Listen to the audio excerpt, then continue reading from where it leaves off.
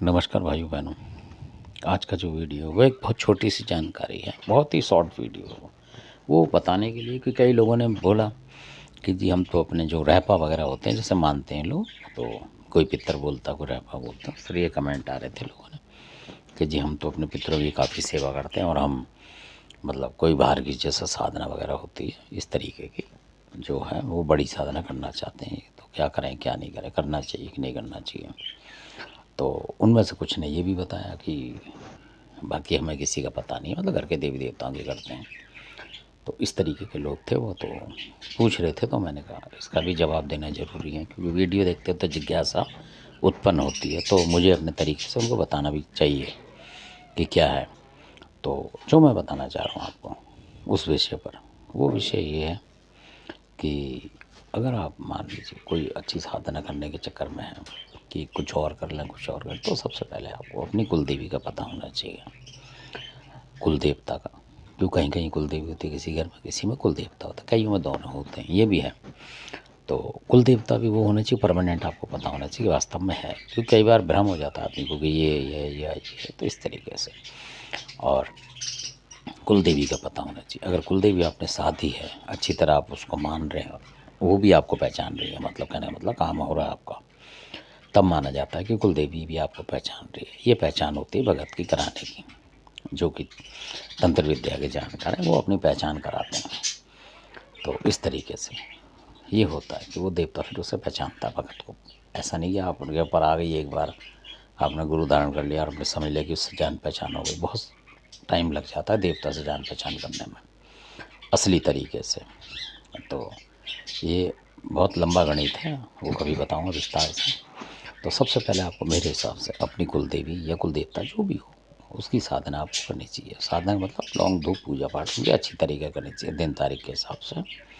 कोई भी दिन बना लें, शनिवार वनिवार जो भी है उसमें करें, जो भी आपका कुल देवता का दिन बनता हो कुल देवी का उसमें करें। आपको लौंग धूप जो भी फूल बत्ती आप चढ़ाएं, प्रसाद उस तरीके से उनको पहले रचाएं।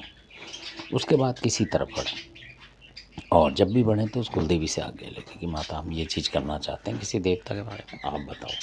तो वो बताएंगे आपको सपने के माध्यम से, आपको बता देंगे किस तरीके से आप करो, या आपके वैसे ही जिस तरीके से बताएंगे वो बता देंगे। तो तब आप आगे बढ़ें, तब वो कुल देवी कुल देवता आपकी मदद करेगा। अगर गलत साधना में आप जा रहे हो तो आपको रोकेगा वो। और अगर आप ऐसे ही चले जाओगे तो कई बार कई इंसानों की तबीयत काफ़ी ज़्यादा दिक्कत में आ जाती है और फिर वो खुद ही अब उसका इलाज नहीं कर पाते अपना। ऐसा भी हो जाता है अगर आप थोड़े छोटे मोटे भगत भी हैं और आपने अचानक किसी और साधना के लिए आपने लौंग भी दे दी, किसी सोचा कि इसको भी सिद्ध कर लें और लौंग दे दें, आपने देते ही आपके घर में तबाही मच जाती है। कई दफ़ा ये भी है, या आपके शरीर में ये ऐसी हो जाएगा कि आपका 2-4 दिन घबराए घबराए घूमोगे कि ये क्या हो गया मेरे साथ। फिर आप अपने देवी देवता को बोलते हो महाराज ये दूंगा मेरे को सही कर दे, ये कर दे वो कर दे, फिर वो सही हो जाओगे आप थोड़े दिन में। तो फिर ना करें उस चीज़ को, ऐसा भी होता है। सही हो गए तो समझो आपके देवता ने बचा दिया आपको उस समय। तो इसलिए ये साधनाएँ बहुत ख़तरनाक होती हैं। कई दफ़ा आपका बीपी हाई लो एकदम से हो जाएगा, आप सोचोगे अच्छी खासी मैंने तो लौंग दे दी पूजा करी, ये हुआ क्या मेरे साथ। अब किससे उतरवाओ, क्योंकि गलती तो आप खुद कर रहे हो। तो इसलिए तो उस समय भी अगर ऐसा भी हो जाए गलती से, तो फिर आप अपने जो कुलदेवी कुलदेवता से प्रार्थना करें, उनका बोला प्रसाद बोलें, तो फिर भी आप थोड़ा बहुत सही हो जाओगे उसी समय। घंटे 2 घंटे बाद भी ठीक हो जाता है अगर ऐसी गलती कर रहे हो तो, पर ना करें मेरे हिसाब से। तो कुलदेवी कुलदेवता अगर आपको परमिशन देंगे तब आप उस साधना में आगे बढ़ो, या कोई कोई जानकार है जो आपको बता रहा है उस तरीके से और वो भरोसे का है तब। क्योंकि एक किस्सा ऐसा बताऊंगा कि जानकार लोगों ने जो जानते थे उन्होंने किसी को फंसवा दिया था और अभी तक भी उनके घर में मतलब उपद्रव होता रहता है। वो भी बताऊंगा आपको किसी दिन वीडियो में। धन्यवाद। जो लोग जानकारी मांग रहे थे मेरे से कमेंट्स में, तो मेरा बताने का फर्ज है कुल देवी कुल देवता को पहले मनाएं उस तरीके से, फिर कुल देवी राजी हो जाएगी तब आप आगे बढ़ेंगे। क्योंकि कई बार घर के जो ये बाप दादा वगैरह होते हैं इतने बलवान नहीं होते हैं, कई बार जो कुल देवी और कुल देवता कर देते हैं काम, वो ये नहीं कर पाते कई दफ़ा। शक्ति सबकी अलग अलग है, तो उस विषय पे कभी और प्रकाश डालूंगा मैं। तो कुल देवी कुल देवता को ज़रूरी मनाना चाहिए, और वही ऐसी शक्ति होती है कि वो अगर आपके बचाव में आ जाएगी तो फिर कोई नुकसान नहीं कर सकता आपका। और कुल देवी को आपको अपनी माँ से भी ज़्यादा मानना चाहिए मेरे हिसाब से।